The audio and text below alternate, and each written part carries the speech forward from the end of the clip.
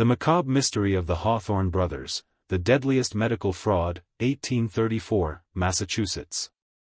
In the year 1834, the town of Salem, Massachusetts, was no stranger to whispers of the uncanny.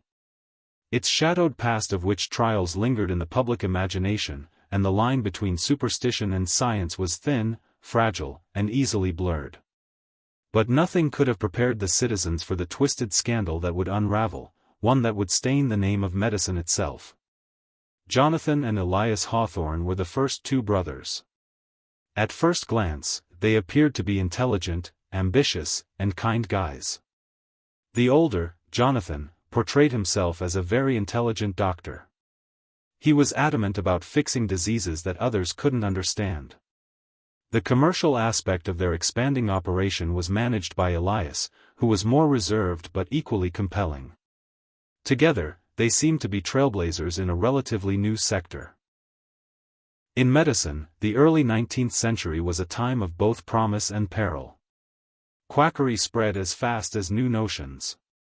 Desperate families frequently went to anybody who claimed recovery since qualifications were easily falsified in the absence of stringent medical boards. With therapies that promised miracles, the Hawthornes flourished in this environment. They were well known outside of Salem. Attracted by stories of amazing recovery, patients traveled from nearby villages. Some claimed that Jonathan's treatments healed fatal fevers, stopped convulsions, or repaired failing lungs. By meticulously documenting these triumphs, Elias made sure that the powerful and affluent were aware of their miracles. Their waiting room was never empty by the winter of 1834. However, a more sinister reality existed beyond their practice's doors. Jonathan's elixirs were hazardous mixtures of opium, mercury, and alcohol rather than revolutionary medications. The short-term effects sometimes make patients feel relief, a misleading rush of energy, a disguising of agony. However, these drugs destroyed the body over time, leaving patients weaker, more reliant, and frequently on the verge of death. Suspicions were murmurs at first. A widow who lost her husband while under Jonathan's care mumbled about the odd substances that were administered to him. Elias persisted on taking dosages more frequently, and a mother swore her child became sicker.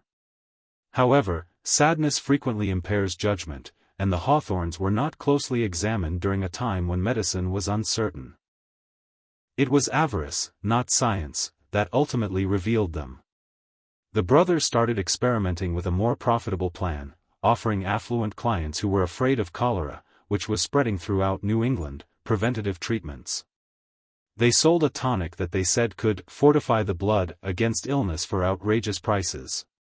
Families of aristocrats waited in line to buy protection. But the tonic was deadly. Small, repeated dosages of arsenic were added to the combination in an effort to purge impurities. It caused a flush of vitality at first, but it quickly damaged the organs it came into contact with. A number of well-known citizens became unwell in a matter of weeks. Other doctors were suspicious because of the strong connection between their deaths.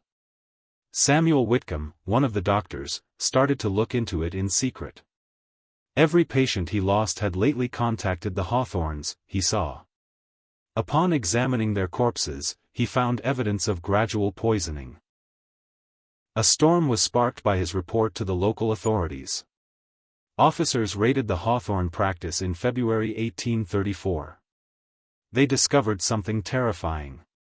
Shelves stocked with unlabeled powder bottles, scrawled labeled tinctures, and notebooks devoid of medical observations.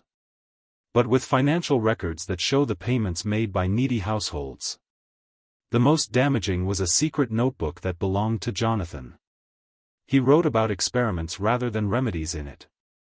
He talked about improving mixes, checking doses, and tracking fatalities. To him, patients were experiments in a hideous lab, not human beings. The area were scandalized as word circulated swiftly. The Hawthornes were taken into custody and put on trial for alleged murder as well as fraud.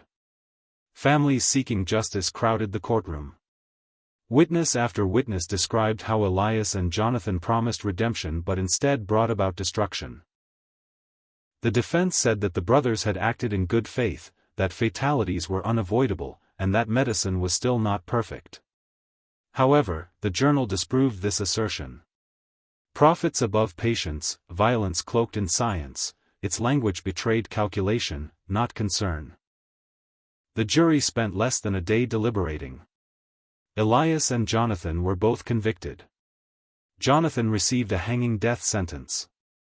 Many people thought Elias was the brains behind the financial exploitation, and he was sentenced to life in jail. Crowds gathered silently on the morning of Jonathan's execution. A few came to witness justice. Others arrived, still in shock that the guys who had been heralded as healers were actually killers. Jonathan allegedly stated that he had been ahead of his time as the noose was put around his neck, a final display of conceit from a man who had covered murder with medical jargon. Elias sank into obscurity during his final years in prison.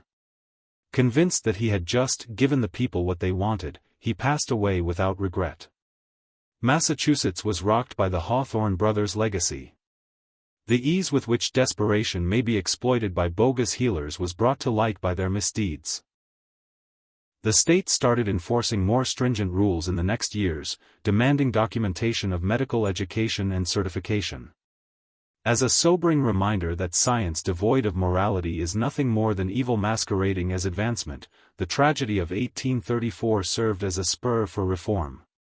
The narrative of Jonathan and Elias Hawthorne, which warns of ambition, greed, and the fatal price of deceit, is still told nearly 2 centuries later. Once revered, their names are now inscribed in history as the masterminds of one of the most deadly medical scams in early America. And their narrative is just one more ghost that won't go away in Salem, where the lingering effects of the past are already profound.